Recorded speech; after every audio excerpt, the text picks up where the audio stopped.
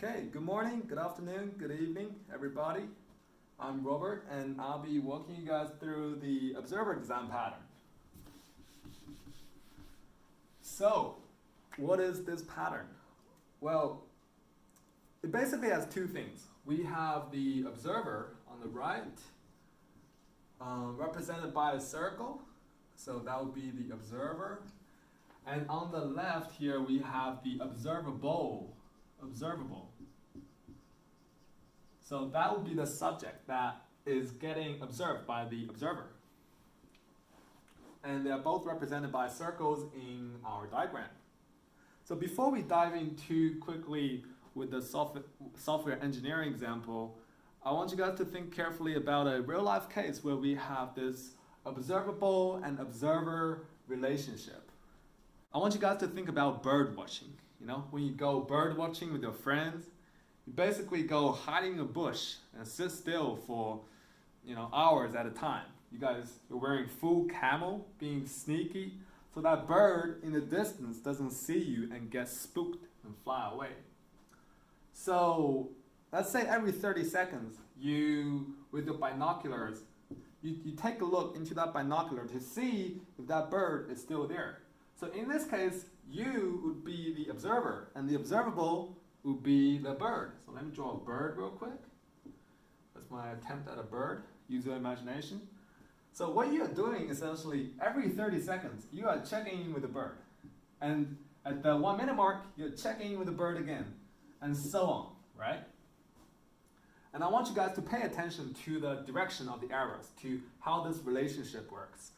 The observer is actively checking if there's been any change to the observable.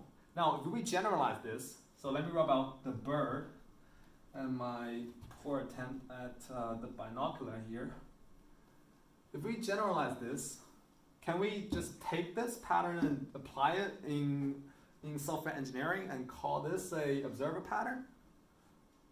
Well, yeah, maybe it would work, but the question is, in the bird watching example, we were checking in with that bird every 30 seconds or a minute, doesn't matter.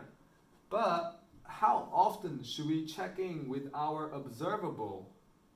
How frequent should that time interval be? Because it could be a minute, but what if this change happens more frequently? Because this could happen every 0.1 second or 1 second, or it could be flexible, right? So this could change super frequently for the first minute, and then after that minute mark, it doesn't change. No new change happens to it ever again. But our observer doesn't know that, so it will keep sending requests every minute or every second until the end of time, right? So all these requests or querying will be futile. You get no results back because there's no change. So that's where the observer design pattern comes in. How the observer design pattern overcomes this is the arrows here are drawn the other way. Now you might be like, hey, what's going on here? What does that mean? Actually, you won't, because you know what the observer pattern is, but here it goes. So the observer actually keeps track of the observable actually keeps track of its observers. So in our lab 2, our observable had an array list of observers. So those were the users in lab 2. And the observable was the location. And every time something happens, so there's a major change or something happened to the observable, it sends a notification to the observer saying, hey observer, I know you care about me for some reason, and here I changed, right? Some change has happened to me, so here it goes. I'm letting you know. Now the cool thing about this pattern is one observable subject can have multiple observers. That's no problem. We could have an array list of observers. And every time there's been a change to our observable, we send a request, we send a request, we send a request to all the observers. And we're guaranteed to have all the to have all the changes notified. And yeah, that's our observer pattern. I hope you liked it.